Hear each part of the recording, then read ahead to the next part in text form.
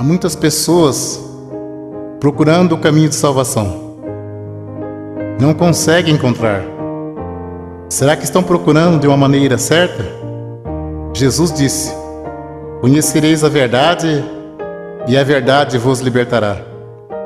Em Provérbios, capítulo 14, verso 12 diz: há caminho que ao olho do homem parece direito, mas o fim dele são os caminhos da morte. No Evangelho segundo Mateus, capítulo 15, verso 14 diz: se um cego guiar outro cego, ambos cairão na cova. Em Jeremias capítulo 17, verso 5 diz: maldito o homem que confia no homem. Então tudo que for falado aqui, você pode conferir aí na sua Bíblia Sagrada, para que você possa entender o caminho da verdade. Se Deus não tivesse plano de salvação na tua vida, esta mensagem não teria chegado até você. Entrai pela porta estreita, porque largo é o caminho que conduz à perdição, e muitos são os que entram por ela. O apóstolo Paulo escreveu: se o julgamento começa por nós, qual será o fim daqueles que são desobedientes ao Evangelho de Deus? Se alguém não valorizar a palavra de Deus, com certeza dirá naquele dia: eu pensei que todos os caminhos levassem a Deus. O apóstolo Paulo escreveu aos Gálatas, capítulo 1, versos 6, 7, 8 e 9: maravilho-me de que tão depressa passeis daquele que vos chamou a graça de Cristo para outro evangelho, o qual não é outro. Mas há alguns que vos inquietam e querem transtornar o evangelho de Cristo. Mas ainda que nós mesmos, ou um anjo do céu, vos anunciar outro evangelho além do que está escrito, seja anátema. Assim como já vos dissemos, agora de novo vos digo: se alguém vos anunciar outro evangelho além do que já recebeste, seja anátema. Jesus Cristo disse: eu sou o caminho, a verdade e a vida. Ninguém vem ao Pai senão por mim. O Evangelho segundo João, capítulo 10, verso 9 ao 14. Jesus disse: eu sou a porta. Se alguém entrar por mim, salvar-se-á. E entrará e sairá e achará pastagem. O ladrão não vem senão a roubar, a matar e a destruir. Eu vim para que tenha vida, e vida com abundância. Eu sou o bom pastor. O bom pastor dá sua vida pelas ovelhas. Mas o mercenário e o que não é pastor, de quem não são as ovelhas, vê vir o lobo e deixa as ovelhas e foge. E o lobo as arrebata e dispersa. Ora, o mercenário foge porque é mercenário e não tem cuidado das ovelhas. Jesus disse: eu sou o bom pastor, e conheço as minhas ovelhas, e das minhas sou conhecido. Veremos agora em Apocalipse, capítulo 22, versos 18, 19, 20 e 21. Porque eu testifico a todo aquele que ouvir as palavras da profecia desse livro, que se alguém lhe acrescentar alguma coisa, Deus fará vir sobre ele as pragas que estão escritas neste livro. E se alguém tirar quaisquer palavras do livro desta profecia, Deus tirará a sua parte da árvore da vida e da cidade santa que está escrito neste livro. Aquele que testifica essas coisas diz: certamente cedo eu venho. Amém. Ora vem, Senhor Jesus. A graça de nosso Senhor Jesus Cristo seja com todos vós. Amém. Segunda Epístola, João, capítulo 1, verso 10 e 11. Se alguém vem ter convosco e não traz essa doutrina, não o recebais em casa, nem tampouco o saudeis, porque quem o sauda tem parte nas suas más obras. Segunda Epístola, Pedro, capítulo 3, versos 16, 17 e 18. Falando disso, como em todas as suas epístolas, entre as quais há ponto difícil de entender, que os indoutos em inconstante torcem igualmente as outras escrituras para a sua própria perdição. Vós, portanto, amados, sabendo isto de antemão, guardai-vos de que, pelo engano dos homens abomináveis, sejais juntamente arrebatados, e descaiais da vossa firmeza. Antes crescei na graça e conhecimento de nosso Senhor e Salvador Jesus Cristo. A Ele seja dada a glória, assim agora, como no dia da eternidade. Amém. Segunda Epístola a Pedro, capítulo 1, verso 20 e 21. Sabendo primeiramente isto, que nenhuma profecia da Escritura é de particular interpretação, porque a profecia nunca foi produzida por vontade de homem algum, mas os homens santos de Deus falaram inspirado pelo Espírito Santo. Se a profecia não é de particular interpretação, então não temos nada que dizer que a doutrina é de Pedro ou de Paulo, mas sim doutrina de Jesus Cristo. Para termos a salvação, precisamos ter compromisso com a palavra de Deus.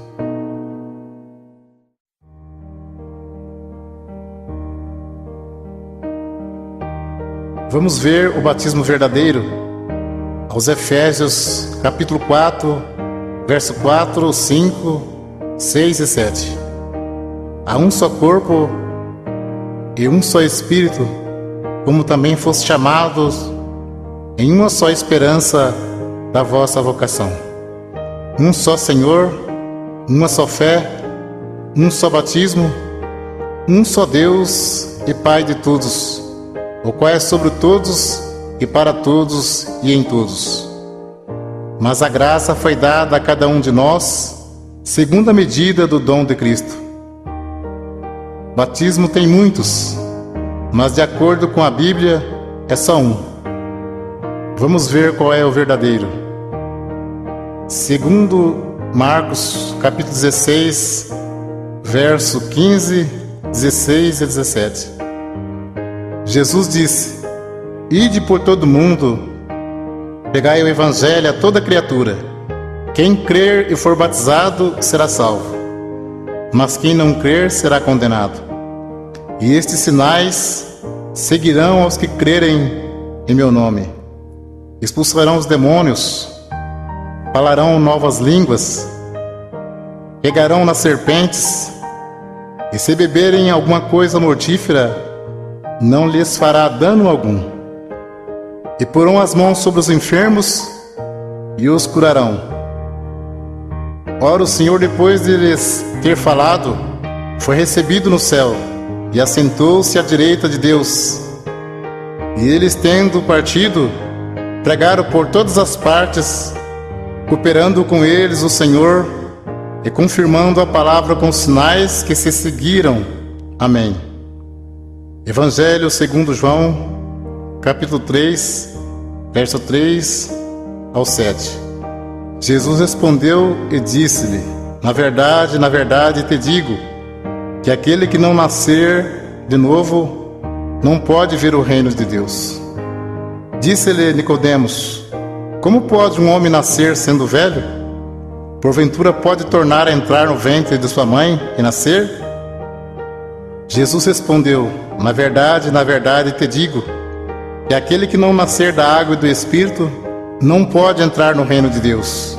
O que é nascido da carne é carne, e o que é nascido do Espírito é Espírito. Não te maravilhes de ter dito: necessário vos é nascer de novo. O novo nascimento e a regeneração só se recebe pela fé em Jesus Cristo, que pelo nosso pecado foi entregue e ressuscitou para nossa justificação. Vamos ler agora quais palavras faladas no batismo, de acordo com a palavra de Deus. Atos dos Apóstolos, capítulo 2, versos 37, 38 e 39. As primeiras conversões. E ouvindo eles isto, compungiram-se em seus corações E perguntaram a Pedro e aos demais apóstolos: que faremos, varões irmãos? E disse-lhe Pedro: arrependei-vos, e cada um de vós seja batizado em nome de Jesus Cristo para perdão dos pecados, e recebereis o dom do Espírito Santo. Aos Colossenses, capítulo 3, verso 17: e quando fizerdes por palavras ou por obras, fazei tudo em nome do Senhor Jesus, dando por ele graças a Deus Pai. Continua o assunto do batismo. Evangelho segundo Mateus, capítulo 28, versos 16, 17, 18, 19 e 20. E os 11 discípulos partiram para a Galiléia, para o monte que Jesus lhe tinha designado. E quando o viram, o adoraram, mas alguns duvidaram. Disse Jesus: portanto, ide, ensinai todas as nações, batizando-as em nome do Pai, do Filho e do Espírito Santo, ensinando a guardar todas as coisas que eu vos tenho mandado. E eis que estou convosco todos os dias, até a consumação dos séculos. Amém. Então, conforme vemos, as palavras faladas no batismo de imersão nas águas é: em nome de Jesus Cristo te batismo, e em nome do Pai, do Filho e do Espírito Santo.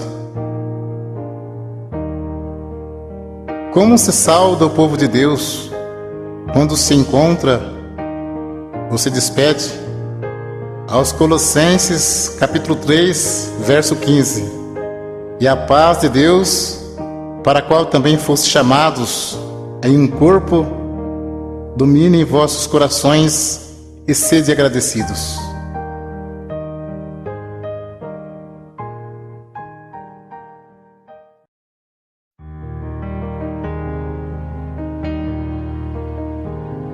Vamos ver doutrina Santo Ósculo. Nós vamos ver qual é a igreja de Cristo que diz na Sagrada Escritura. Aos Romanos, capítulo 16, versos 16, 17 e 18: saudai-vos uns aos outros com o santo ósculo. As igrejas de Cristo vos saúdam. E rogo-vos, irmãos, que noteis os que promovem dissensões e escândalo contra a doutrina que aprendeste. Desviai-vos deles, porque os tais não servem a nosso Senhor Jesus Cristo, mas ao seu ventre, e com suaves palavras e lisonjas enganam os corações dos simples. Também em primeira epístola a Pedro, capítulo 5, verso 14: saudai-vos uns aos outros com o ósculo de caridade. Paz seja com todos, vós que estáis em Cristo Jesus. Amém. Vamos ver agora a doutrina do véu. 1 aos Coríntios, capítulo 11: e louvo-vos, irmãos, porque em tudo vos lembrais de mim, e retende os preceitos como vou-lo entreguei. Mas quero que saibas que Cristo é a cabeça de todo varão, e o varão a cabeça da mulher, e Deus a cabeça de Cristo.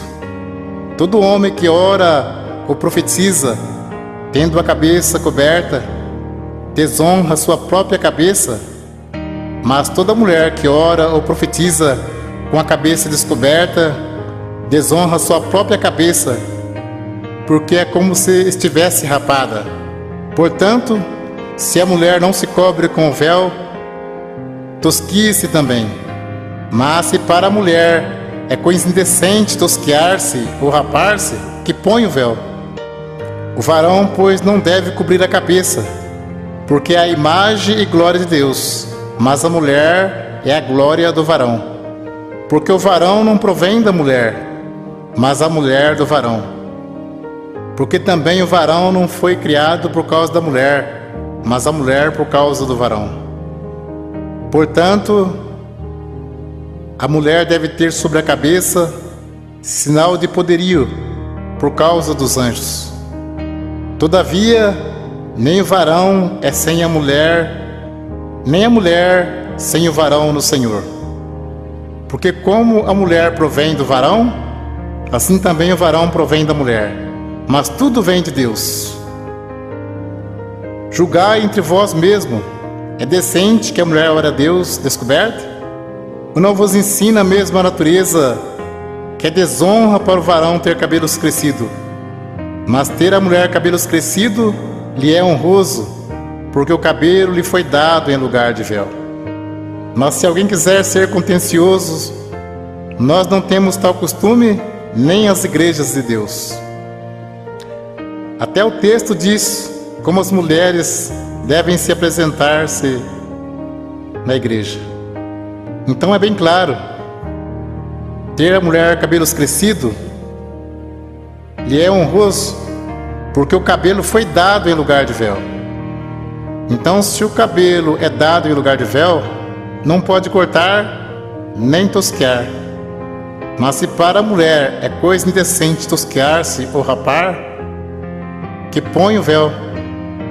Se tivesse escrito somente do cabelo, não mandaria pôr, porque o cabelo já está no lugar. Uma cortina você põe e tira.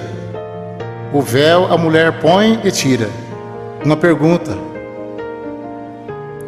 julgai entre vós mesmo. É decente que a mulher ore a Deus descoberta? Não. Para você entender mais fácil, aqui fala de 2 mandamentos. A mulher não pode cortar o cabelo, porque ter a mulher cabelos crescidos lhe é honroso, e tem que pôr o véu branco.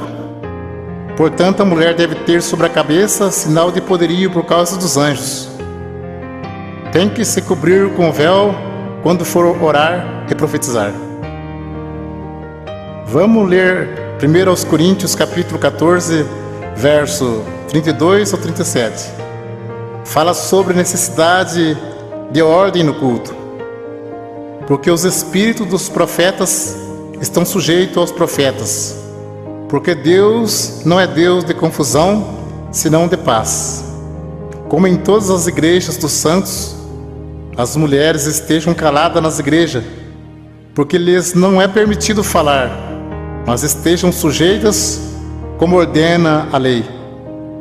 E se querem aprender alguma coisa, interroguem em casa seus próprios maridos, porque é indecente que as mulheres falem na igreja. Porventura saiu dentre vós a palavra de Deus? Ou veio ela somente para vós? Se alguém cuida ser profeta ou espiritual, reconheça que as coisas que vos escrevo são mandamento do Senhor. Um esclarecimento para você saber como é a Santa Ceia. Jesus celebrou a última Páscoa, que era uma vez ao ano, e celebrou a primeira Santa Ceia, que se segue uma vez ao ano. A Santa Ceia é a lembrança do sacrifício e da morte de Jesus Cristo por nós, até que Ele venha nos buscar. Ceia todo domingo ou todo mês não se encontra nas Sagradas Escrituras. Ceia todo mês é maneira de prender a pessoa firme no pagamento do dízimos. Cuidado com isso. Deus abençoe pela atenção. Que Deus cumpra na sua vida a oração que Jesus Cristo fez ao Pai. Segundo Mateus, capítulo 11, versos 25 ao 30. Naquele tempo, respondendo Jesus, disse: Graça te dou, ó Pai, Senhor do céu e da terra, que ocultastes estas coisas aos sábios e entendidos e revelaste aos pequeninos. Sim, ó Pai, porque assim te aprouve.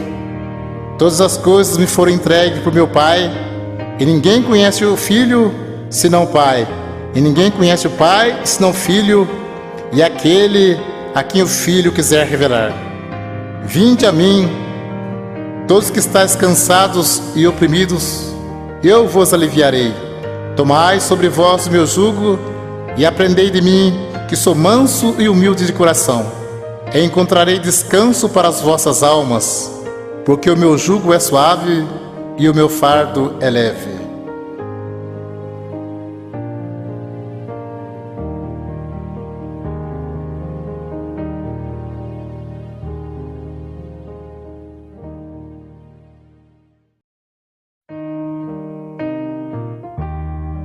O assunto agora é sobre dízimos. Velho Testamento, Malaquias, capítulo 3, versos 8 e 10. Roubará o homem a Deus? Todavia vós me roubais e dizeis: em que te roubamos? Os dízimos e nas ofertas alçadas. Trazei todos os dízimos à casa do tesouro, para que haja mantimento na minha casa. E depois fazer prova de mim, diz o Senhor dos Exércitos, se eu não vos abrir as janelas do céu e não derramar sobre vós uma benção tal, que dela vos advenha a maior abastança. Alguém levava um animal perfeito e o sacerdote negociava o animal perfeito e sacrificava um animal imperfeito no lugar. Nisso que eles estavam roubando a Deus.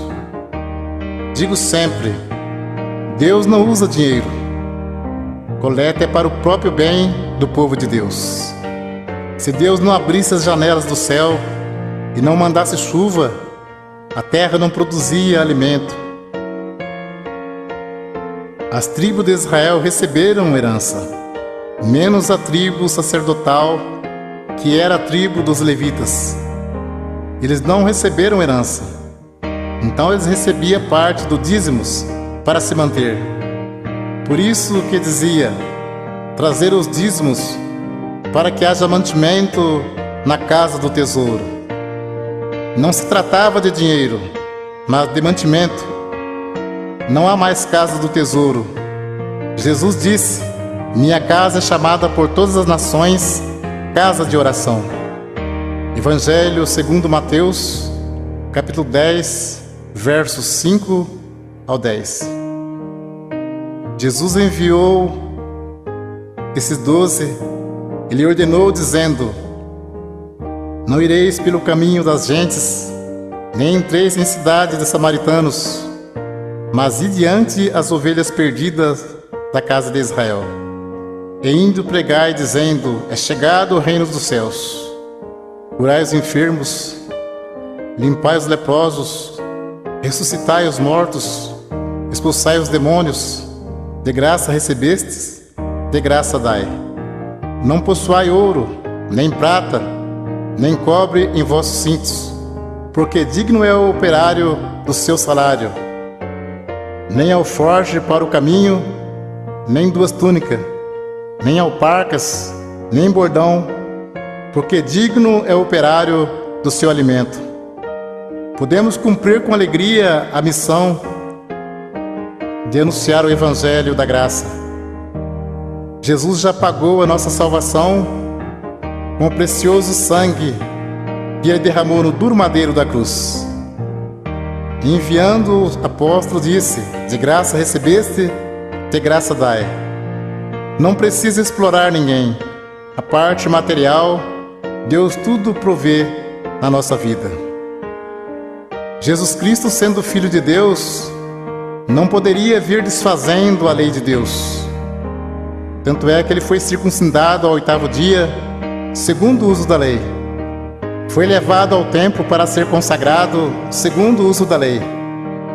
E cumpriu celebrando a última Páscoa. Então ele cumpriu a lei e trouxe a graça. A lei e os profetas duraram até João. A graça e a verdade vieram por Jesus Cristo. Hebreus capítulo 7, verso 9, 18 e 19. E para assim dizer, por meio de Abraão até Levi, que recebe dízimos, pagou dízimos, porque o precedente mandamento é abrogado por causa da sua fraqueza e inutilidade. Pois a lei nenhuma coisa aperfeiçoou, e desta sorte é introduzida uma melhor esperança, pelo qual chegamos a Deus. Hebreus capítulo 7, versos 12, 13 e 14. Porque mudando-se o sacerdócio, necessariamente se faz também mudança da lei. Porque aquele de quem essas coisas se dizem, pertence a outra tribo, da qual ninguém serviu ao altar, visto ser manifesto que nosso Senhor procedeu de Judá, e concernente a esta tribo, nunca Moisés falou de sacerdócio, porque dele assim se testifica: tu és sacerdote eterno, segundo a ordem de Melquisedeque. Jesus procedeu da tribo de Judá e não da tribo de Levi, que era a tribo dos sacerdotes. Então, se muitos espertalhões pregam que tem que pagar dízimo hoje, por que eles não se preocupam em cumprir mais algum mandamento da lei? Porque o assunto deles é só dinheiro. Procura enganar, sendo que dízimos era para que houvesse mantimento na casa do tesouro. Muitos querem tirar proveito para ganhar dinheiro, dizendo: digno é o obreiro do seu salário. Mas isto é mesmo que dizer: digno é o obreiro do seu alimento. O apóstolo Paulo disse em Atos capítulo 20, versos 33 ao 36: de ninguém cobicei a prata, nem o ouro, nem o vestido. Vós mesmos sabeis que para o que me era necessário a mim e aos que estão comigo, essas mãos me serviram. Tenho-vos mostrado em tudo que, trabalhando assim, é necessário auxiliar os enfermos e recordar as palavras do Senhor Jesus, que disse: mais bem-aventurado coisa é dar do que receber. E havendo dito isto, pôs-se de joelhos e orou com todos eles. Mas o assunto viver do Evangelho era alimento, e não receber dízimos. Para você entender mais fácil, os apóstolos poderiam viajar em missão e ficar na casa de alguém não crente e ali se alimentar por alguns dias. E como Deus estava chamando também pessoas pobres, em vez dos apóstolos pedir dinheiro aos novos convertidos, eles os ajudavam. Vamos ler aos Romanos capítulo 15, versos 26 e 27. Porque pareceu bem a Macedônia e a Caia fazerem uma coleta para os pobres dentre os santos que estão em Jerusalém. Isso lhe pareceu bem, como devedores que são para com eles, porque se os gentios foram participantes dos bens espirituais, devem também ministrar os temporais. Confira esse assunto com atenção. Paulo disse em 1 Coríntios, capítulo 9, verso 12 ao 14 e 15 ao 18. Se outros participam deste poder sobre vós, por que não mais justamente nós? Mas nós não usamos desse direito, antes suportamos tudo para não pormos impedimento algum ao Evangelho de Cristo. Não sabeis vós que os que administram o que é sagrado comem do que é do templo, e que os que de contínuo estão junto ao altar participam do altar?